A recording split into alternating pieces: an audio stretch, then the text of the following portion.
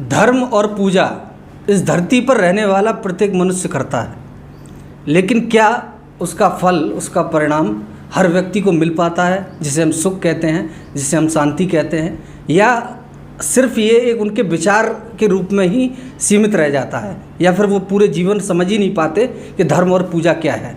इस विषय को हम विस्तार पूर्वक जानने के लिए आज बीके चौहान साहब से बात करेंगे। सर, आपका स्वागत है आज के कार्यक्रम में। सर, ये पूजा हर व्यक्ति करता है, धर्म हर व्यक्ति मानता है, किसी भी धर्म का हो, किसी भी सांप्रदायिकता से ताल्लुक़ रखता हो। क्या लगता है आपको कि इसमें क्यों नहीं समझ पाता व्यक्ति पूरे जीवन में? देखिए, कहने के लिए तो आपका जो विषय है, आपका जो प्रश्न है वो बड़ा मार्मिक है। दरअसल हर व्यक्ति धार्मिक है और हर व्यक्ति पूजा करता है, वो चाहे हिंदू हो, मुसलमान हो, ईसाई हो या कोई और मजहब का मानने वाला हो। तो ये जो धर्म है ना, धर्म है अपने कर्तव्यों का निर्वहन, और पूजा है कि जो मुझे पालता है उसकी वंदना करना, उसकी सेवा करना। अभी जो धर्म है वो प्रतीक धर्म है, पूजा भी प्रतीक है। तो प्रतीक पूजा, प्रतीक धर्म आपको कहीं ले नहीं जा सकता। तो जो आपका ये है कि लोगों को प्रतिफल क्यों नहीं मिलता, यानी इस संसार में सबके दिमाग में सबके मतलब कौतूहल है और समस्याओं से घिरा है, जिंदगी में दुख हैं, अशांति है, जबकि पूजा और धर्म मानने, जानने, करने का मकसद ये भी है कि हमारा जीवन शांति पूर्वक कैसे कटे। तो मैं आपको एक चीज़ बता दूं कि मनुष्य के जीवन में दो विषय बहुत इम्पोर्टेंट हैं। उसमें पहला है दर्शन का, दूसरा है अध्यात्म का। जब तक कोई भी व्यक्ति, मैं बताऊं दुनिया का कोई भी व्यक्ति जब तक दर्शन को और आध्यात्म को ठीक से नहीं समझ लेता, तब तक वो चाहे जिस पद पर बैठा हो, वो कर्मकांडी ब्राह्मण हो, वो वकील हो, वो जज हो, वो किसी देश का राष्ट्राध्यक्ष हो, वो चिकित्सक हो, वो किसी भी पद पर बैठा हो, अपने कर्तव्यों का निर्वहन ठीक से नहीं कर सकता। क्योंकि हम जब तक मनुष्य, देखिए दर्शन क्या है, दर्शन आपको मनुष्यता सिखाएगा। तो दर्शन हम जानते नहीं हैं, तो अभी हम क्या हैं, अभी इस दुनिया में जो 7 अरब लोग रहते हैं उनमें इंसान नहीं है। किसी से पूछो आपका परिचय, तो अपना नाम बताएगा, अपनी जाति बताएगा, फिर अपना रिलीजन बताएगा, फिर अपना व्यवसाय बताएगा, अपनी विशेषज्ञता बताएगा। मैं डॉक्टर हूँ, मैं इंजीनियर हूँ, मैं वेदाचार हूँ, मैं मतलब ऐसे। तो हम मनुष्य से पहले डॉक्टर हैं, हम मनुष्य से पहले हिंदू हैं, हम मनुष्य से पहले किसी जाति के हैं। बिल्कुल। इस संसार में जब एक माँ के गर्भ से नन्हा सा शिशु जन्म लेता है, तो उस समय वो न हिंदू होता है, न मुसलमान होता है, न ईसाई होता है, न ब्राह्मण होता है, न शूद्र होता है, न वकील होता है, न डॉक्टर होता है। वो एक इंसान के रूप में जन्म लेता है।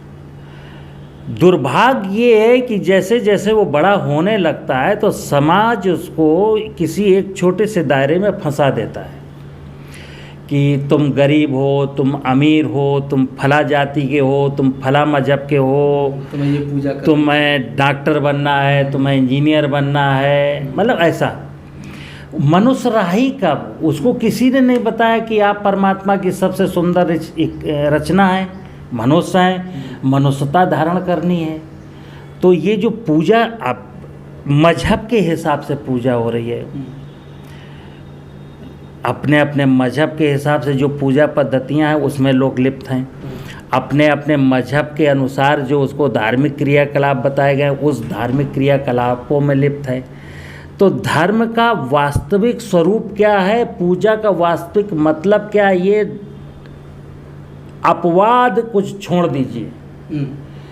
करोड़ों लोगों में एक अपवाद ऐसा हो सकता है जो धर्म या पूजा का वास्तविक मतलब जानता हो, नहीं तो 99.999% लोग पूजा करते हैं, बिल्कुल। पूजा का मतलब नहीं जानते, लेकिन धार्मिक अनुष्ठान करते हैं, धार्मिक अनुष्ठान के करने के प्रयोजन को नहीं जानते।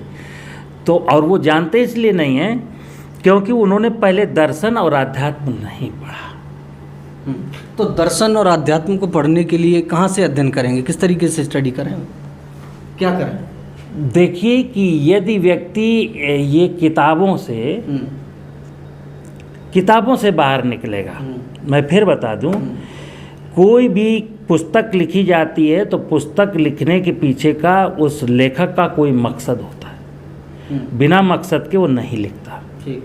और मनुष्य में इतनी तो कमियां रही जाती हैं कि उसका एक अपना रहता ही है। वो अगर वो हिंदू होकर के कोई किताब लिखेगा तो वो हिंदुओं की जो मान्यता है ना उस पर उसका केंद्र रहेगा।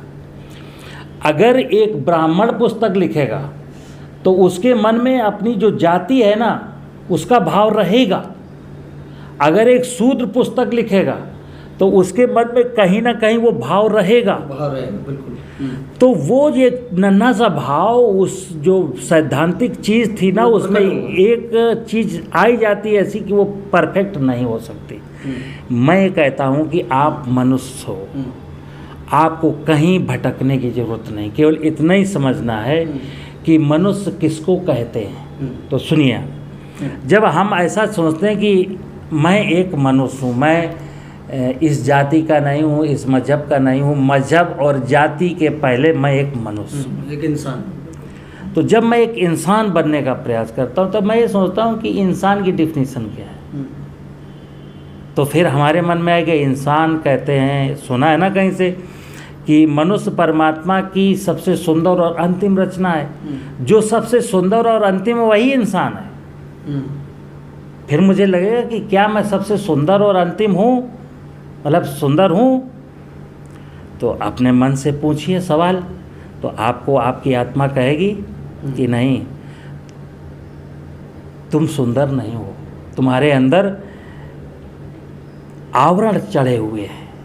मतलब तुम्हारा जो ओरिजिनल है ना, ओरिजिनल के ऊपर तुमने इतने वस्त्र पहन लिए हैं कि वो ओरिजिनल चीज़ जो है ना वो छुप गई है, ढक गई है, वो आपने ढक दिया है जातियों से, जातियों के आवरण में, धर्म के, मजहब के आवरण में और अपने विशेषज्ञता के आवरण में तुमने उस अपनी मूल चीज़ को ढक रखा है। तो दर्शन को, मतलब ये जो विषय है कि आदमी कैसे जाने कि मैं ओरिजिनल क्या हूँ, मैं दर्शन कैसे करूँ, तो मैं एक परम भगवान की एक निर्मित रचना हूँ इस शरीर के रूप में, और मेरा जन्म इस धरती पानी हवा आकाश अग्नि से हुआ है। धरती पानी हवा आकाश अग्नि की अनुकंपा से ही मेरी एक एक सांस चलती है, और इस शरीर के अंदर एक प्राण चेतना है जो कहते हैं परमात्मा की है, और वो इस शरीर से जब निकल जाएगी तो ये इसी शरीर को लोग दफना देंगे या जला देंगे।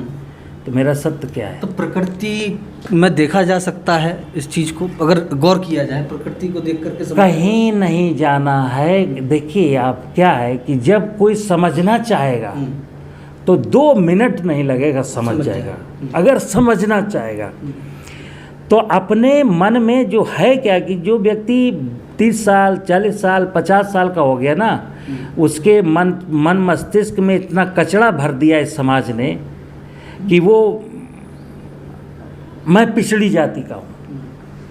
बार बार एक ही चीज़ है, मैं पिछड़ी जाति का हूँ, मैं अनुसूचित जाति का हूँ, मैं मुसलमान हूँ, मैं हिंदू हूँ, मुझे इन्होंने सताया है, मेरे इन्होंने अधिकार छीने हैं, मेरे साथ छल हुआ है, मेरे साथ कपट हुआ है। बस इसी में पूरी ज़िंदगी बीत रही ना तुम्हारी। थोड़ी देर के लिए इन मुद्दों को हटा दो, तुम एक इंसान हो। अब इंसान के हिसाब से आप सोचो कि चलो किसी ने कुछ किया होगा, तुमको क्या करना चाहिए? तो जो दुनिया ने तुम्हारे साथ किया वही तुम आगे चल करके लोगों के साथ करते जा रहे हो। तो आपको इंसान बनना है कि छोड़ो कल की बातें, कल की बात पुरानी, नए दौर से लिखेंगे मिलकर नई कहानी, हम हिंदुस्तानी, हम हिंदुस्तानी। तो हमें सोचना है, अगर सोचना शुरू करें, कुछ नहीं यार छोड़ो, मैं एक मनुष्य हूँ और मेरा जन्म इस निमित्त के लिए हुआ है। जैसे मैंने आपको 1-2 एपिसोड में और बताया कि हम कोई भी काम करें, अगर मुझे अपने किसी भी वर्क करने के प्रयोजन को नहीं पता कि ये अमुक काम मैं क्यों कर रहा हूँ, तो फिर वो मेरा काम करना बेकार है। जैसे उद्देश्य नहीं पता, चिकित्सक को अपना उद्देश्य नहीं पता, वकील को अपना उद्देश्य नहीं पता, एक राष्ट्राध्यक्ष को अपना उद्देश्य नहीं पता, एक किसी भी व्यक्ति को, मुझे अपना उद्देश्य नहीं पता। तो जब तक मुझे उद्देश्य विहीन व्यक्ति क्या जानेगा धर्म, क्या जानेगा पूजा। तो उद्देश्य इतना ही है कि मैं परमात्मा की सबसे अंतिम रचना हूँ, सबसे खूबसूरत रचना हूँ, और इस प्रकृति रूपी व्यवस्था में मैं विचरण कर रहा हूँ। और मुझे 21,000 बार श्वास लेता हूँ, पेड़ों से मिलती है, 10 बार पानी पीता हूँ, जलाशय से मिलता है, कुएं से मिलता है, झरने से मिलता है, वर्षा से मिलता है, दिन में 4 बार भोजन करता हूँ, धरती से मिलता है, फिर मुझे इस चीज़ की ज़रूरत है, वहाँ से लाता हूँ, वहाँ से लाता हूँ। यानी कि नाना प्रकार के लोग इस दुनिया में मेरी हेल्प करते हैं, और जड़ चेतन जगत की इकाइयों के साथ मनुष्य भी मेरी हेल्प में तैयार है। ये कपड़ा मैंने नहीं बनाया, किसी किसान ने कपास उगाई है, फिर किसी ने इसका धागा बनाया है, फिर किसी ने इसका कपड़ा बनाया है, फिर किसी दर्जी ने इसको सिला है। मेरे जूते किसने बनाए हैं, मैं चश्मा लगाता हूँ, चश्मा किसने बनाया है, मैं जो खाना शहर में बैठ करके 10 रुपए की लौकी खरीदता हूँ, कौन उगाता है, लौकी बेचता कौन है। तो ये जो मेरे जीवन से रिलेटेड विषय हैं, सब जुड़े हुए, इन सब को बारीकी से समझना ये दर्शन है। जब हम दर्शन जान जाएंगे तब मुझे पता चलेगा धर्म क्या है। और धर्म यही है कि जिनकी बदौलत मेरा अस्तित्व है, उनके प्रति भी मेरा कोई कर्तव्य है, उस कर्तव्य को निभाना मेरा धर्म है। और मनुष्य के प्रति, पशुओं के प्रति, मतलब जीव जगत की इकाइयों के प्रति कर्तव्यों का निर्वहन, और जड़ जगत की इकाई, जलाशय, बारिश, धरती की उर्वरता, इनके प्रति, तो जड़ और चेतन जगत की प्रत्येक इकाई के प्रति मेरा क्या कर्तव्य है, उस कर्तव्य को निभाना ही मेरा धर्म है, कर्तव्य है। और इसी को पूजा कहते हैं। अगर मैं कर्तव्य नहीं निभा रहा हूँ, मान लो ज़मीन की उर्वरता को ख़राब कर रहा हूँ, पेड़ को काट रहा हूँ, वर्षा का पानी बहा रहा हूँ, एकत्र नहीं कर रहा हूँ, और फिर मैं वर्षा का पानी मैंने खेत से बहा दिया, जलाशय को पाट करके मैंने घर बना लिया, और मैं विष्णु भगवान का भक्त हूँ और विष्णु भगवान की आराधना में बैठा हूँ, आँख बंद करके बैठे रहो, बैठे रहो। पेड़ों को काट दिया और ब्रह्मा जी का उपासक हो, धरती को बर्बाद कर दिया और शिव जी का उपासक हो, करते रहो उपासना, उससे कुछ मिलने वाला नहीं, कुछ भी मिलने वाला। मैंने कहा ये प्रतीक हैं, और ये मैं बुरा नहीं है, मैं कहता हूँ शिव जी के उपासक बनिए। वो कहते हैं मैं शिव का उपासक हूँ, ठीक बात है, बहुत अच्छी बात है, लेकिन शिव को जान तो जाओ, शिव क्या है। तो अभी तक तो शिव आपके दिमाग में जो शिव का चित्र है ना, जो यहाँ छपा हुआ, वो शिव, जब आँख बनते हो तो एक काले रंग का पत्थर जिसको शिवलिंग कहते हैं, या तो शिव वहाँ नजर आता है आपको, या फिर एक कागज़ के कैलेंडर पर जो शिव की फोटो छपी है, वहाँ शिव नजर आता है। ये शिव नहीं है, शिव का जो ओरिजिनल स्वरूप है वो पृथ्वी है। तो ये जानना, यही जानना दर्शन है, यही जानना अध्यात्म है। बिल्कुल। आज के एपिसोड में हमारी जो चर्चा हुई सर से, और मुझे लगता है कि हम लगातार चर्चा जारी रखेंगे, और फिर मिलेंगे एक बार एक नए मुद्दे के साथ में, नए विषय के साथ में। बने रहिए हमारे साथ, देखते रहिए स्वतंत्र सर्च न्यूज़। नमस्कार।